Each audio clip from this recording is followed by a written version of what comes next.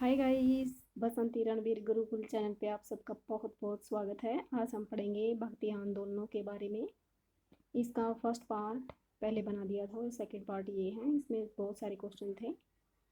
So question number 65, निम्नलिखित में से कौन सा एक अलवार संत नहीं है? तिरुज्ञान ये नहीं है और बाकी के ये तीनों हैं। तिरुवाचकम, जिसका तमिल धार्मिक साहित्य में उपनिषदों जैसा स्थान है, किसकी रचना में संग्रहित है? माणिक्यवाचकर में।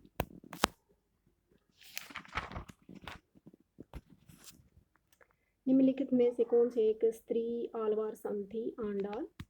ओडिशा के निम्नलिखित मंदिरों में से किसका शिखर द्रविड़ शैली का है? बेताल देउल का। सूफियों के किस संप्रदाय अथवा सिलसिले से शेख बहाउद्दीन जकरिया संबंध है? सुहरावर्दी से। मैचिंग का क्वेश्चन।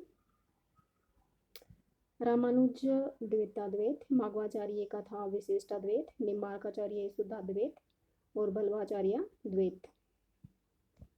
निम्नलिखित संतों का सही तिथि क्रम क्या है? सबसे पहले आए थे शंकरदेव, जो कि 8वीं शताब्दी से थे, रामानुज एंड दादू, और फिर थे शंकराचार्य लास्ट में।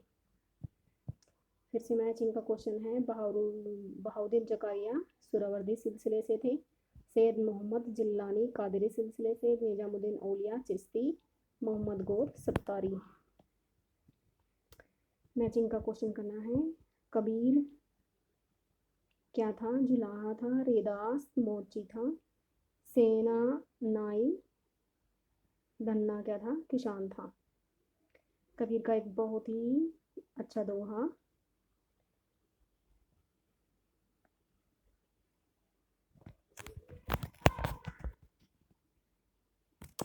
धीरे धीरे रे मना, धीरे सब कुछ हो, माले सींचे सो घड़ारी, तू आई फले हो। इसी प्रकार से हमें भी थोड़ा थोड़ा हर रोज़ पढ़ना है। जीवन में हर रोज़ कुछ ना कुछ नया सीखना है। नेक्स्ट क्वेश्चन, खानका क्या था?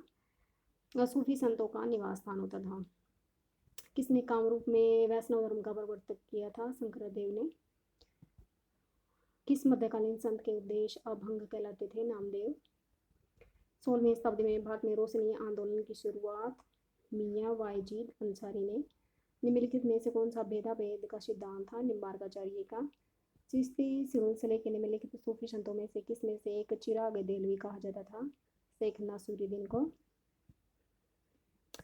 कासफल महजूब नामक पुस्तक फारसी भाषा में लाहौर शहर में सूफियों के बारे में किसके द्वारा रचित की गई थी? शेख अली हुजवेरी के द्वारा।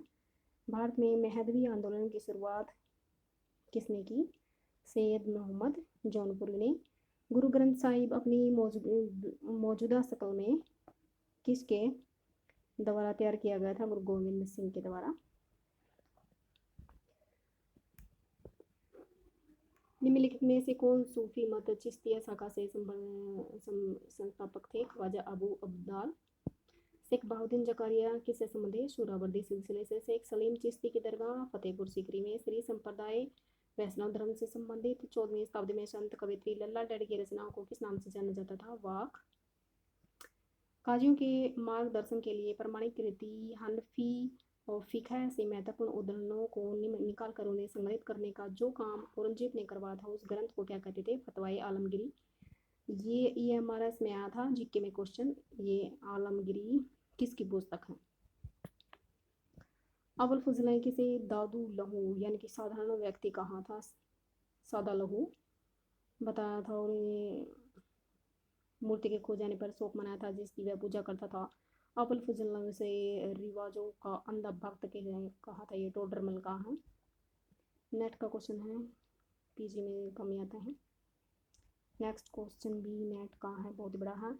सरबत खालसा के वार्षिक आयोजनों की परंपरा चक गुरु यानी कि अमृतसर में थी, लेकिन धीरे धीरे आपसी मतभेद बढ़ने लगे और हर प्रमुख अपने अपने लिए अलग इलाका बनाने की कोशिश करने लगा।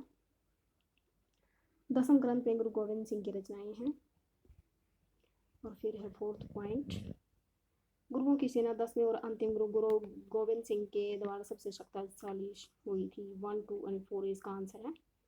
निम्नलिखित में से किस सूफी ने लल्ला देद को अपना आध्यात्मिक गुरु माना था? शेख नूर अल-दीन ने। शेख बहाउद्दीन जकारिया किससे, ये रिपीट क्वेश्चंस। सुहरावर्दी सिलसिला सिखों द्वारा मुक्त रसोई यानी कि लंगर की अवधारणा कहाँ से अपनाई गई, सूफी दरगाहों से। बल्ख ने के अरब खगोलविद अबू मासिर ने भारत के 10वें वर्ष तक कहाँ से शिक्षा प्राप्त की थी, बनारस से। सिखों के 5वें गुरु अर्जुन देव। पद्मावती कथा के रचनाकार मलिक मोहम्मद जयसी। इसमें इतने ही क्वेश्चन थे। Thank you so much.